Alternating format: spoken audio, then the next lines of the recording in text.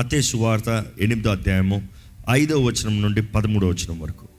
ఆయన కపెర్నహూములో ప్రవేశించినప్పుడు ఒక శతాధిపతి ఆయన ఎద్దుకు వచ్చి, ప్రభువా, నా దాసుడు పక్షవాయువుతో మిగుల బాధపడుచు ఇంటిలో పడి ఉన్నాడని చెప్పి ఆయనను వేడుకొనెను. యేసు, నేను వచ్చి వాని స్వస్థపరిచెదనని అతనితో చెప్పగా, ఆ శతాధిపతి, ప్రభువా, నీవు నా ఇంటిలోనికి వచ్చుటకు నేను పాత్రుడను కాను. నీవు మాట మాత్రము సెలవిమ్ము, అప్పుడు నా దాసుడు స్వస్థపరచబడును. నేను కూడా అధికారముకు లోబడిన వాడును. నా చేతి క్రింద సైనికులున్నారు. నేను ఒకరిని పొమ్మంటే పోవును, ఒకరిని రమ్మంటే వచ్చును.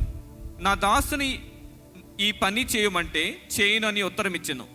యేసు ఈ మాట విని ఆశ్చర్యపడి వెంట వచ్చుచున్న వారిని చూచి, ఇశ్రాయేల్లో నెవనికైనను నేనింత విశ్వాసం అన్నట్టు చూడలేదని నిశ్చయముగా మీతో చెప్పుచున్నాను. అనేకులు తూర్పు నుండి పడమటి నుండి వచ్చి అబ్రహాముతో కూడాను, ఇస్సాకుతో కూడాను, యాకోబుతో కూడాను పరలోక రాజ్యమందు కూర్చుందరు గాని రాజ్య సంబంధులు వెలుపటి చీకటిలోనికి త్రోయబడుదురు. అక్కడ ఏడ్పును పండ్లు కొరుకుటయు నుండునని మీతో చెప్పుచున్నానను.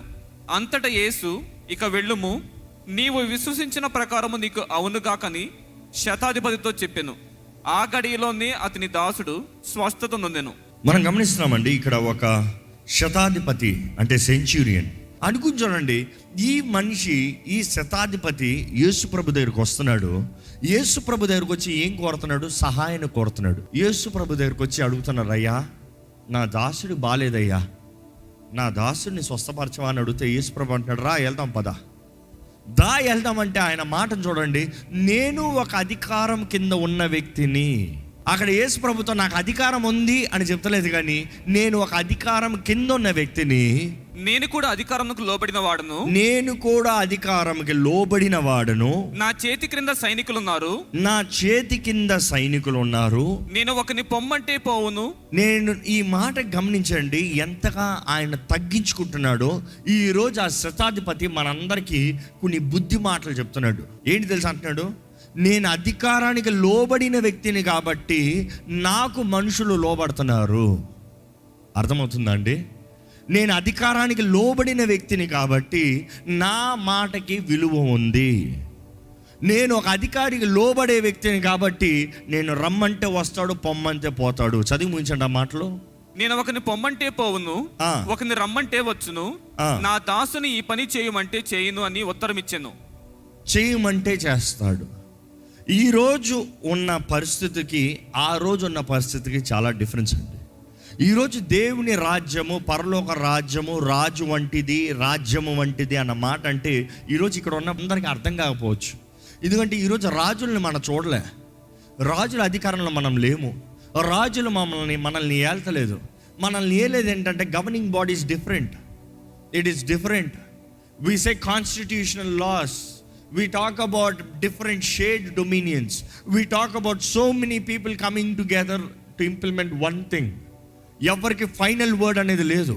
అందరూ ఎస్ ఎస్ ఎస్ అని అంగీకరించి ఓటేస్తేనే, అందరు వాదించుకుని గొడవలు పెట్టుకుని అందరు అంగీకరిస్తేనే, అన్ని అనుకూలంగా ఉంటేనే అక్కడ ఏళ్తాం, పరిపాలన లా ఉంటుంది. కానీ గత వారం చూసాము, రాజు కానీ నిలబడి ఆయన ఒక మాట చెప్పాడంటే అది ఆజ్ఞే, దానికి ఎదురు ఆజ్ఞ ఎవరిది లేదు, దానికి ఎదురు క్వశ్చన్ ఎవరిది లేదు. ఆయన డన్ అంటే డన్, డూ అంటే డూ, డై అంటే డై. ఆయన మాటకి విరోధంగా ఎవరు మాట్లాడలేరు. సో ఈరోజు మనకు అర్థం కావాలంటే కొద్దిగా ఈ బ్యాక్గ్రౌండ్కి వెళ్ళాలండి. అధికారం కింద సమర్పించుకున్న ప్రతి ఒక్కరికి అధికారం ఉంటుందంట. నేను ఈ మాటే హైలైట్ చేస్తాను, because the rest of the message carries with it. ఈరోజు ఎంతోమందికి దేవుని అధికారం కింద లోబడతాము తెలుసా అంటే తెలియట్లేదు. ఎందుకంటే ఈరోజు దేశములు కానీ ప్రపంచం కానీ ఎలాగుందంటే అధికారాన్ని కోరని వ్యక్తిగా ఉన్నారు. ప్రపంచపు ఐడియాలజీ, ప్రపంచపు సిద్ధాంతాలు ఎలా ఉన్నాయంటే మనుషుడికి స్వతంత్రత కావాలి. అసలు స్వతంత్రత అంటే ఏంటండి? ఈరోజు చాలామంది స్వతంత్రత కావాలి, స్వేచ్ఛ కావాలని అడుగుతున్నాం. ఏంటి స్వేచ్ఛ అంటే ఏంటి? ఎలా పడతా అలా జీవిస్తాం స్వేచ్ఛ, ఏది పడితే అది చేస్తాం స్వేచ్ఛ, ఎక్కడ పడితే అక్కడ పోతాం స్వేచ్ఛ, ఏది పడితే అది మాట్లాడతాం స్వేచ్ఛ, ఎవరికి లెక్కప్ప చెప్పకుండా జీవిస్తాం స్వేచ్ఛ.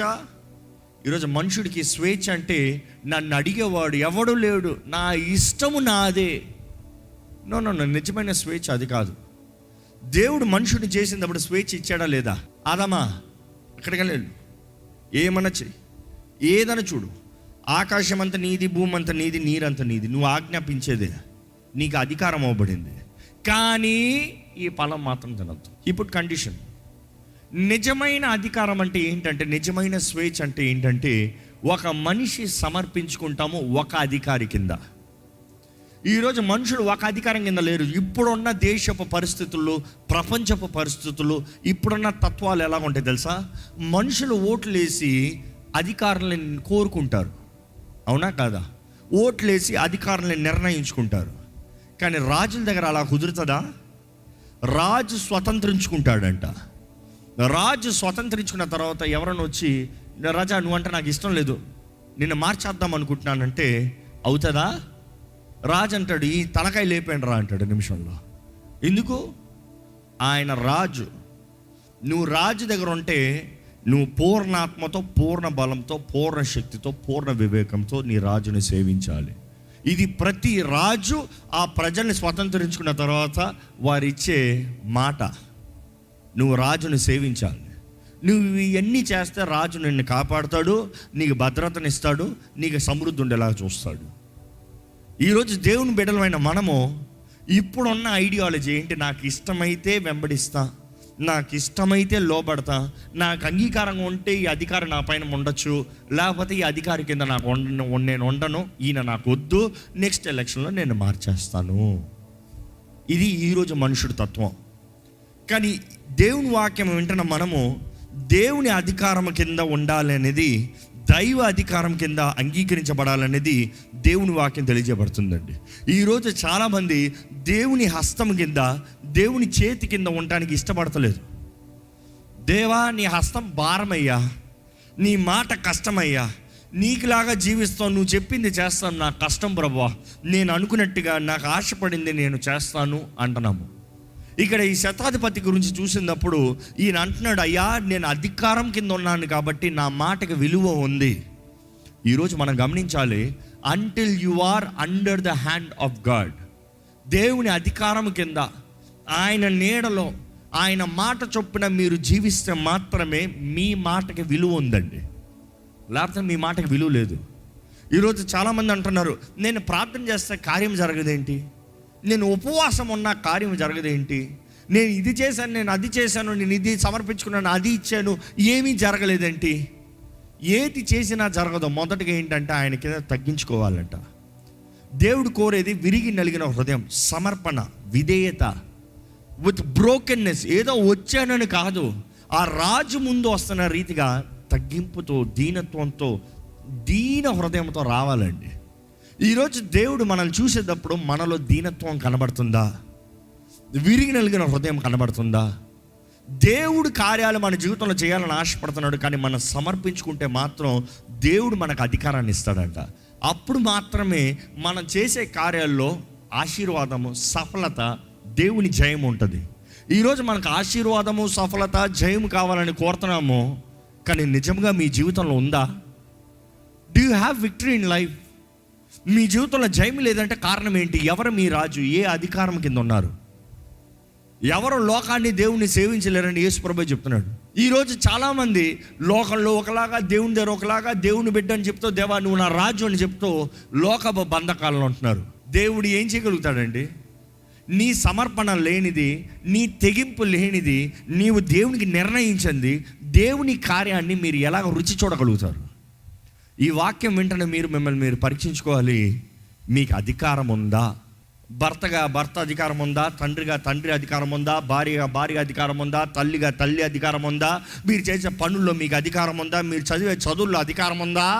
లేకపోతే దైవ చేతుల్లోకి రావాలి, దైవ సన్నిధిలోకి రావాలి, దైవ అధికారం కింద రావాలి. You need to come under the supremacy. ఇక్కడ ఈ శతాధిపతి బోధిస్తున్నాడు మంచి మాట ఏంటి? నేను ఒక అధికారం కింద ఉన్నాను కాబట్టి నా మాటకి విలువ ఉంది. నేను మరలా అక్కడే పట్టుకుంటున్నాను. మీరు దేవుని చేతుల్లోకి, దేవుని అధికారం కింద వస్తేనే కానీ మీరు రా అంటే రాదు, పో అంటే పోదు. Remember this. దేవుని వాక్యంలో చూస్తే ఆ మనిషి ఆ మాట చెప్పిన వెంటనే యేసు ప్రభు జవాబు ఏంటి చూడండి. యేసు ఈ మాట విని ఆశ్చర్యపడి, యేసు ప్రభు ఆశ్చర్యపడ్డాడంట. ఎందుకు ఆశ్చర్యపడ్డాడు తెలుసా? ఆయన ఎదురు చూసేది ఇటువంటి ఎదురు చూపు, ఇటువంటి విశ్వాసం, ఇటువంటి మాటలు దేవుని బిడ్డల దగ్గర నుంచి, దేవుని అధికారం కింద ఉన్న వారి దగ్గర నుంచి. కానీ వారికి ఎవ్వరికి లేని గ్రహింపు ఈ అన్యుడికి ఉందంట. దీన్ని బట్టి యేసుప్రభు ఆశ్చర్యపోయాడంట. ఎందుకంటే ఆయన ఆశ్చర్యపోయింది ఏంటంటే ఆయన విశ్వాసాన్ని చూసి. ఏంటి విశ్వాసం? నీవు ఈ లోకపు అధికారాన్ని చూసి, నీవు నా జీవితాన్ని కూడా చూసి, నా బోధనలు విని, నేను చేసిన కార్యాలను చూసి. ఎందుకంటే యేసుప్రభు అధికారంతో బోధించేవాడంట. ఆయన బోధించే ప్రతిసారి మనుషులు ఆశ్చర్యపోయి, ఏంటి ఇంత అధికారంతో మాట్లాడుతున్నాడు, ఆయన అధికారంతో మాట్లాడతాం, ఆయన చేసిన కార్యాలను వింటాము. ఇది కేవలం ఒక అధికారం కింద ఉంటేనే మాత్రం కానీ ఇటువంటి కార్యాలు చేయలేడని ఆయన గ్రహించుకున్నాడు. ఈయన అధికారం గొప్పదని గ్రహించుకున్నాడు. అందుకని తగ్గించుకుని వచ్చి అడుగుతున్నాడు, అయ్యా నా దాసుడికి బాలేదు. కానీ యేసుప్రభు చూసి ఆశ్చర్యపడి, వెంట వచ్చుచున్న వారిని చూచి, ఇశ్రాయేల్లో ఎవరికైనాను నేను ఇంత విశ్వాసం ఉన్నట్టు చూడలేదు. ఒక అధికారం కింద లోబడతామో విశ్వాసం ఉన్న కలిగిన వారు మాత్రమే చేస్తారంట. విశ్వసించే వారు మాత్రమే మొదటగా లోబడతారు. అప్పుడు వారు అధికారం ఉందనేది వారు నమ్ముతున్నారు. ఇంకా ఏం చెప్తున్నాడు చూడండి. అనేకులు తూర్పు నుండి పడమట నుండి వచ్చి అబ్రహాముతో కూడాను, ఇస్సాకుతో కూడాను, యాకోబుతో కూడాను పరలోక రాజ్యమందు కూర్చుందురు గాని రాజ్య సంబంధులు వెలుపటి చీకటిలోనికి త్రోయబడుదురు. యేసు ప్రభు హైలైట్ చేసేది కూడా చూడండి. ఇది పరలోక రాజ్యము, పరలోక రాజ్య సంబంధమైన విషయాలు. అక్కడ వచ్చేవారు అఫీషియల్స్ వస్తున్నారు, అబ్రహాము ఇస్సాకు పక్కన కూర్చుంటున్నారు. కానీ ఎవరు బిడ్డలంట? రాజ్య సంబంధులు వెలుపటి చీకటిలోనికి త్రోయబడు. రాజ్య సంబంధులు, రాజ్యపు బిడ్డలు బయటకు పోతున్నారంట. ఎందుకంటే వాళ్ళకి విశ్వాసం లేదు కాబట్టి. అన్యుడు రాగలుగుతున్నాడేమో కానీ విశ్వాసి అని పిలవబడుతున్న బిడ్డ విశ్వాసం లేని దాన్ని బట్టి బయటికి త్రోసివేయబడుతున్నాడంట. ఈరోజు రాజ్యము విషయమై గ్రహింపు మనం కలిగి ఉండాలి. ఈరోజు అధికారం కింద లోబడాలనేది దేవుని వాక్యం మరలా చెప్తుందండి. ఒకసారి రోమిలికి రాసిన పత్రిక 13వ అధ్యాయం 1-2 వచనాలు చదివితే, ప్రతివాడును పై అధికారులకు లోబడి ఉండవలెను. ప్రతివాడును పై అధికారికి లోబడి ఉండవలెను. ఎలయనగా దేవుని వలన కలిగినది తప్ప మరి ఏ అధికారమును లేదు. అంటే ఏంటంట? అధికారం అనేది దేవుని వలన కలిగేదంట, దేవుని ద్వారా అనుగ్రహించబడేదంట, దేవుడు ఇచ్చేది అధికారం అంట. దేవుని ద్వారా ప్రతి అధికారం కలుగుతుంది. ఇంకా కొనసాగించండి. ఉన్న అధికారములు దేవుని వలననే నియమింపబడి ఉన్నవి. ఉన్న అధికారాలన్నీ దేవుని వలననే నియమింపబడి ఉన్నది. ఇంకా కంటిన్యూ. కాబట్టి అధికారమును ఎదిరించువాడు దేవుని నియమమును ఎదిరించుచున్నాడు. ఏంటంట?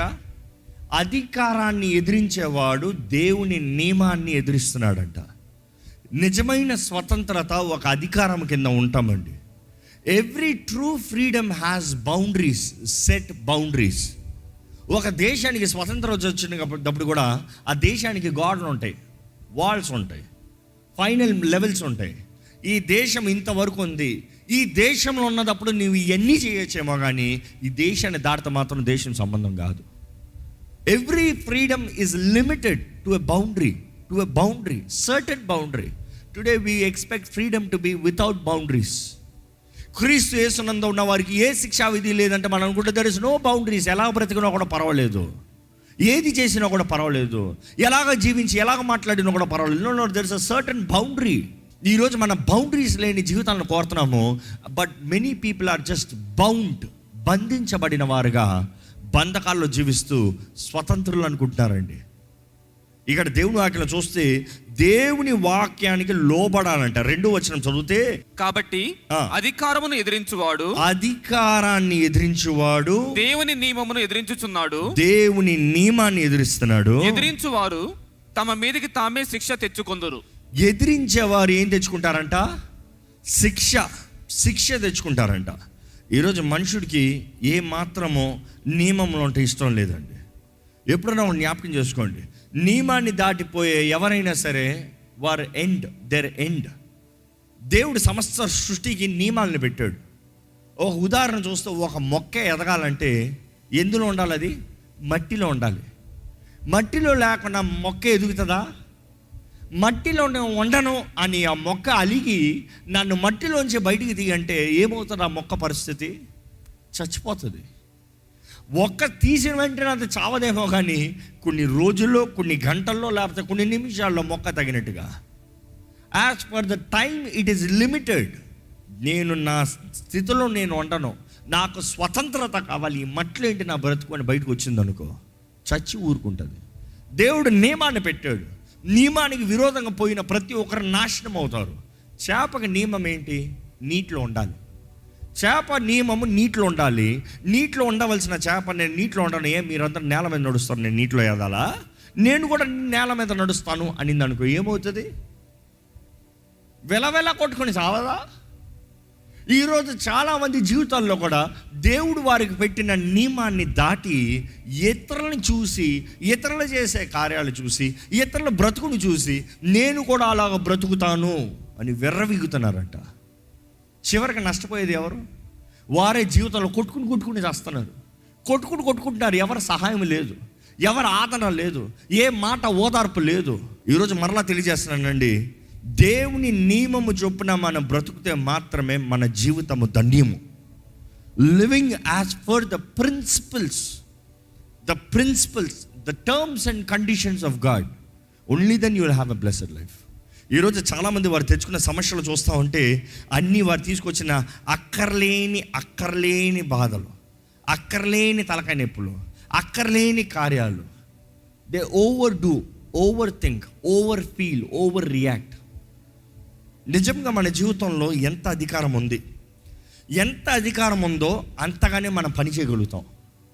దేవుడు అంటున్నాడు, నాకు అధికారం ఉంది. మత్తయి సువార్త 9th chapter from verse 6 to 8. అయినను పాపములు క్షమించుటకు భూమి మీద మనుష్య కుమారునికి అధికారము కలదని. ఏంటంట? యేసు ప్రభు నరరూపధారిగా ఈ లోకంలోకి వచ్చాడు. ఆయన ఈ లోకంలోకి వచ్చిన తర్వాత ఆయనకి అధికారం అవ్వబడిందంట. ఆయన అధికారం కలిగిన వాడు అనేది నిరూపిస్తున్నాడు. అందుకని అక్కడ ఏం చెప్తున్నాడంటే, ఆ మనిషిని స్వస్థపరుస్తానికి, విడిపిస్తానికి యేసు ప్రభు ఏమంటాడు? పాపములు క్షమించుటకు, పాపము క్షమిస్తానికి మనిషి కుమారుడికి అధికారం ఉందని మీరు ఎరుగునట్లుగా. ఏంటంట? ఆయన పక్షవాయువు గలవాని చూచి నీవు లేచి నీ మంచం ఎత్తుకొని నీ ఇంటికి పొమ్మని చెప్పగా, నీవు లేచి నీ మంచం ఎత్తుకొని నీ మంచం ఎత్తుకుని నీ ఇంటికి పొమ్మని చెప్పగా నీ ఇంటికి పో. What is it? పక్షవాయు కలిగిన వాడు పడుకున్నాడు. As for the gravity, as for the terms, as for the conditions of the earth, he needs to be line down. తనకున్న జబ్బుని బట్టి, తనకున్న పరిస్థితిని బట్టి, తనకున్న నియమాన్ని బట్టి తన పడుకుని ఉండాలి. కానీ ఈయనకి అధికారం ఉందనేది కనపరుస్తానికి ఈయన మాట సెలవిస్తున్నాడంట. దేవుడు చూడండి, అక్కడ సెంచురియన్ కూడా మాట సెలవిస్తున్నాడు.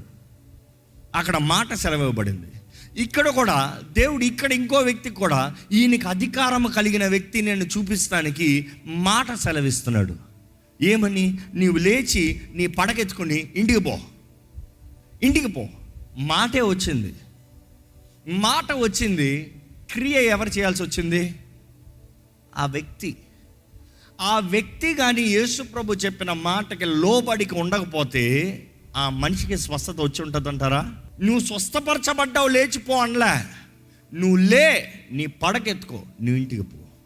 నువ్వు లేస్తాలో నీ స్వస్థత, నువ్వు ఎత్తి చూపి నీ పడక, నువ్వు ఇంటికి పో, నీ అద్భుతాన్ని కనబరచు.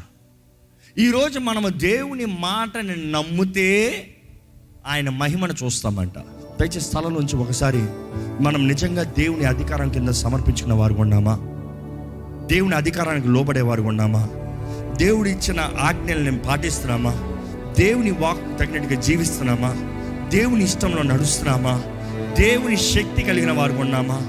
దేవుని మహిమతో నింపబడేవారు ఉన్నామా? దేవుని అభిషేకం ద్వారా నడిపించబడేవారు ఉన్నామా? ఒక్కసారి ఒక్క చిన్న ప్రార్థన మీరు చేయాలండి. దేవునితో మీరు మాట్లాడాలండి. దేవుని అడుగుదామా? దేవా, ఇదిగోనయ్యా, నా జీవితాన్ని నీ చేతిలో పెడుతున్నాను, నన్ను మరొక్కసారి సమర్పించుకుంటున్నాను. నీవు నాకు ఇచ్చిన అధికారాన్ని గుర్తెరుగుతున్నానయ్యా. అధికారం కలిగిన వ్యక్తిగా నేను జీవిస్తాను ప్రభువా. చెప్తామండి దేవునితో. ఒక ఉడుంబిక చేసుకోదామా? దేవునితో ఒక నిర్ణయం చేద్దామా? మన జీవితాలని, మన ఆత్మ, శరీరం, మనసుని దేవుని చేతులకు అప్పచెప్తామా? తిరిగి వారిగా జీవించుకున్న ధైర్యం కలిగిన వారిగా, అధికారం కలిగిన వారిగా జీవిద్దామా? ఇక ఎంతకాలం అప్రెషన్, ఎంతకాలం వేదన, ఎంతకాలం ఎగ్జాషన్, ఎంతకాలం భయం, భీతి, ఎంతకాలం పిరికితనంలా పరిగెడుతూ ఉంటాము. దేవుడు అంటాడు, విసిగి వేసారాల్సిన అవసరం లేదు. మీరు అధికారం కలిగిన వారిగా జీవించవచ్చు. మీకు అధికారం అనుగ్రహించబడింది. మీరు ధైర్యవంతులుగా జీవించవచ్చు. నా నామములో మీకు శక్తి అనుగ్రహించబడింది. ఈ సమయం మీరు దేవునికి సమర్పించుకునే సమయం అండి. దేవునికి సమర్పించుకోవాలంటే అపవాదిని ఎదిరించాలంట. దేవునికి సమర్పించుకోండి. మీకు దేవునికి విరోధమైంది ఏదైనా మీ జీవితంలో ఉంటే ఒప్పుకోండి. దేవునికి విరోధమైన కార్యాలు ఏదైనా చేస్తుంటే క్షమాపణ అడగండి. దేవునికి విరోధమైన మాట్లాడిన కార్యాలు ఏదైనా ఉంటే క్షమాపణ అడగండి. దేవునికి విరోధంగా చూసిన కార్యాలు ఏదైనా ఉంటే క్షమాపణ అడగండి. దేవుడిని చిత్తం లేకుండా చేసిన పని ఏదైనా ఉంటే క్షమాపణ అడగండి. Come under the authority, submit under the authority, submit, surrender. దేవా, నన్ను నేను సమర్పించుకుంటున్నాను. నీ అధికారం కిందకు వస్తున్నాను, నీ చిత్తంలోకి వస్తున్నాను, నీ చేతుల్లోకి వస్తున్నాను, నీ సహాయాన్ని వేడుకుంటున్నాను. ప్రభువా, నన్ను బలపరచయ్యా. ప్రభువా, నన్ను లేవనెత్తు. ప్రభువా, దేవా, నాకు శక్తిని దయచేయ్యా. నన్ను స్థిరపరచు ప్రభువా. నా జీవితంలో జయము కావాలయ్యా. నేను నీ సొత్తుగా నిలబడాలయ్యా. నా బద్ధకాల నుండి నాకు విడుదల దయచేయ్యా. అయ్యా, నాకు విడుదల దయచేయ్యా. పలకండి, విశ్వసించండి, కార్యం జరుగుతుంది. దేవుడు చేస్తున్నాడు, నమ్మండి. దేవా, నీ ప్రజలైన మేము అధికారం కలిగిన వారమయ్యా, పిరిగోళం కాదయ్యా. దేవా, నువ్వు మా రాజు అయ్యా. మేము అడిగింది సమస్తము, నీ చిత్తములు అడిగింది సమస్తం మాకు చేసే దేవుడు అయ్యా. నీ మహిమ కొరకు సమస్తము చేసే దేవుడు అయ్యా. దేవా, ఇక్కడ ఉన్నవారిని నీ చేతిలో పెడుతున్నానయ్యా. ఏ అపవాది ఎవరిని బెదిరిస్తానికి వీల్లేదు. ఎవరి జీవితాలను నాశనం చేస్తానికి వీల్లేదు. ఎవరి జీవితాలను దాడి చేస్తానికి వీల్లేదు. ఎవరి జీవితాలను వాడి నివస స్థలంగా చేసుకోవడానికి వీల్లేదయ్యా. ఇప్పుడే శత్రు సమూహం అంతటి పైన అధికారం ఇచ్చిన దేవా, నీ నామంలో నీ బిడ్డలమైన మేము ప్రకటిస్తున్నామయ్యా. ఏ దుష్టుడికి, అపవాదికి మా జీవితముల పైన, మా కుటుంబం పైన, మాకు కలిగిన యావత్ పైన, ఏటి పైన అపవాదికి అధికారము లేదని ఆజ్ఞాపిస్తున్నాము. మేము యేసు ప్రభు సొత్తుమని ప్రకటిస్తున్నాము. దేవా, ఇక్కడ నీ ఆలయంలో ఎవరైనా సరే ఎటువంటి బలహీనపరచ ఆత్మలు అవని, చీకటి ప్రభావం అవని, చేతబడి శక్తులు అవని, మోసపరచు ఆత్మలు అవని, చచ్చిన ఆత్మలు అవని, పంపబడిన ఆత్మలు అవని, ఇల్లీగల్గా వచ్చిన ఏ దురాత్మైనా సరే ప్రభా, నీ ప్రజల్ని ఎవరిని కొడతానికి వీలు లేదయ్యా. నీవిచ్చిన అధికారము చొప్పున నా నామములో మీరు దెయ్యములను పారబోతారు. ఇక్కడ ఏ చీకటి ప్రభావం, ఏ దేవుని బిడ్డని ఇక్కడ దాడి చేస్తూ ఉన్నా కూడా నజరేయుడైన యేసు నామములో వారికి విడుదల కలుగునుగా కానీ ప్రకటిస్తున్నాము. ప్రతి చీకటి దేవుని బిడ్డలు ఇప్పుడే విడిచి యేసు నామములో పోవుడుగా కానీ ఆజ్ఞాపిస్తున్నాము. దేవా, ఇంకా నీ సన్నిధిలో నీ బిడ్డలుగా మార్చబడిన వారు, నాకు విడుదల కావాలి ప్రభువా, నాకు స్వస్థత కావాలయ్యా, నీ రాజ్యంలోకి వస్తాను ప్రభువా అని చెప్పే ఎవరైనా ఇక్కడ ఉన్నా కూడా ప్రభువా, నీ దగ్గరకు వచ్చే ఎవరిని నువ్వు తృణీకరించలేదయ్యా. నీ దగ్గరకు వచ్చిన ఎవరిని నువ్వు త్రోసిపోయలేదయ్యా. ప్రతి ఒక్కరికి కార్యం జరిగించు. అన్ని స్త్రీ వచ్చినా కూడా దేవా, నువ్వు అన్నావు డెలివరెన్స్ ఇస్ చిల్డ్రన్స్ బ్రెడ్ అన్నావయ్యా. కానీ కుక్కలు కూడా ఆ బల్ల మీద నుండి పడే రొట్టెని తింటావంటే ఆ విశ్వాసాన్ని ఎంత మెచ్చుకున్నావయ్యా. ఇక్కడ ఎవరైనా సరే విశ్వాసంతో నిన్ను నమ్మి యేసు ప్రభు నన్ను విడిపిస్తాడన్న విశ్వాసంతో వచ్చిన వారు ఇక్కడ ఉంటే, ఇప్పుడే నజరేయుడైన యేసు నామములో అట్టి వారికి కూడా యేసు నామములో విడుదల కలుగునుగా అక్కడ ప్రకటిస్తున్నాను. ప్రతి చీకటి, ప్రతి అపవాది శక్తులు ఇక్కడ ఉన్న ప్రతి ఒక్కరిని సంపూర్ణంగా, పరిపూర్ణంగా నజరేయుడైన యేసు నామములో విడిచిపోవాల్సిందని ఆజ్ఞాపిస్తున్నాము. యేసు నామములో మాకు అధికారం ఉంది. మేము క్రీస్తు రాయబారులము, పరలోక రాజ్య వారసులు, మేము ఏర్పరచబడిన వంశం. దేవా, నీ బిడ్డలు ఎటువంటి అనారోగ్యత ఏళ్తానికి వీల్లేదు ప్రభా. ఆ పారాలిటిక్ పర్సన్ దేవా, నీకు అధికారం ఉందనేది నువ్వు కనబరిచావు ప్రభా. ఇక్కడ ఎటువంటి అనారోగ్యస్తులైనా సరే, ఎటువంటి కీడు, ఎటువంటి నష్టము, ఎటువంటి పితరుల దోషములు, పాపములు, శాపములు, వారు చేసిన తప్పులు, ఎటువంటి కార్యములైన ప్రభా, ఎందును బట్టి అనారోగ్యం వచ్చిందని నువ్వు ఎరుగున్నావయ్యా. నీ బిడ్డలు ఎటువంటి అనారోగ్యంలో ఉన్నవారైనా సరే, అది టీబీ అవ్వచ్చు, క్యాన్సర్ అవ్వచ్చు, ఎటువంటి వ్యాధి అవ్వచ్చు, లంగ్ డిజీజ్ అవ్వచ్చు, కిడ్నీ స్టోన్స్ అవ్వచ్చు, కిడ్నీ డిజార్డర్స్ అవ్వచ్చు, అయ్యా మెంటల్ డిజార్డర్స్ అవ్వచ్చు, ఎలక్ట్రాన్స్ న్యూట్రాన్స్ ప్రాబ్లం అవ్వచ్చు, కెమికల్ ఇంబ్యాలెన్సెస్ అవ్వచ్చు, స్కిన్ డిసీజెస్ అవ్వచ్చు, పీసీఓడి ప్రాబ్లమ్స్ అవ్వచ్చు, థైరాయిడ్ ప్రాబ్లమ్స్ అవ్వచ్చు, అది ఎటువంటి హార్ట్ ప్రాబ్లమ్స్ అవ్వచ్చు, నర్వస్ ప్రాబ్లం అవ్వచ్చు. దేవా, ఎటువంటి వ్యాధి అయినా కూడా నీ వాక్యం తెలియజేస్తుంది యేసు పొందిన గాయాల ద్వారా స్వస్థత ఉందని. దేవా, ఇక్కడ ఉన్న ప్రతి ఒక్కరు విశ్వాసంతో నీ సన్నిధికి వచ్చిన ప్రతి ఒక్కరికి యేసు నామములో నా అధికారాన్ని కనబరుస్తూ, నజరేయుడైన యేసు నామములో అటువంటి వారికి వారి విశ్వాసం తగినట్టుగా స్వస్థత కలుగునుగా అని ప్రకటిస్తున్నాము. విశ్వసిస్తే కార్యం జరుగుతుందన్నావయ్యా. If there is faith there is work, if there is faith there is action, there is manifestation. దేవా, నీ బిడ్డలు ఎవరెవరైతే విశ్వసిస్తున్నారో ఇప్పుడే వారి దేహంలో సంపూర్ణ స్వస్థత, పరిపూర్ణ స్వస్థత నజరేయుడైన యేసు నామములో కలుగునుగా అని ప్రకటిస్తున్నాము. దేవా, ఇక్కడ ఉన్న ప్రతి ఒక్కరినయ్యా, ఏ భారం అవని, ఏ సమస్య అవని, ఏ దుఃఖం అవని, ఏ వేదన అవని, మా పరిష్కారం యేసు నామంలోనేనయ్యా. మా ఆన్సర్ యేసు నామంలోనయ్యా. మాకు కావాల్సింది మేము పొందుకునేది యేసు నామంలో నేను నమ్ముతున్నామయ్యా. ఇదిగో తండ్రి, యేసు నామంలో అడుగుతున్నాం. యేసు ప్రభు చెప్పాడు, నా నామంలో మీరు తండ్రిని ఏదైతే అడుగుతారో మీకు అనుగ్రహించబడిందని మీరు నమ్మండి, అప్పుడు మీకు అనుగ్రహించబడుతుంది, మీరు పొందుకుంటారని. ఇదిగో అయ్యా, మేము అడిగినవి మేము పొందుకున్నామని నమ్ముతున్నాం. యేసు నామంలో మాకు అధికారం అనుగ్రహించబడిందని నమ్ముతున్నాం. యేసు నామంలో మాకు శక్తి ఉందని నమ్ముతున్నాం. యేసు నామంలో మా జీవితంలో గొప్ప అద్భుత కార్యాలు జరుగుతున్నాయని నమ్ముతున్నాం. తండ్రి, నమ్మిన ప్రతి ఒక్కరి జీవితంలో నీ చిత్తము, నీ కార్యాన్ని పరిపూర్ణపరచమని నజరేయుడైన యేసు నామంలో అడిగి వేడుచున్నాం తండ్రి. ఆమేన్.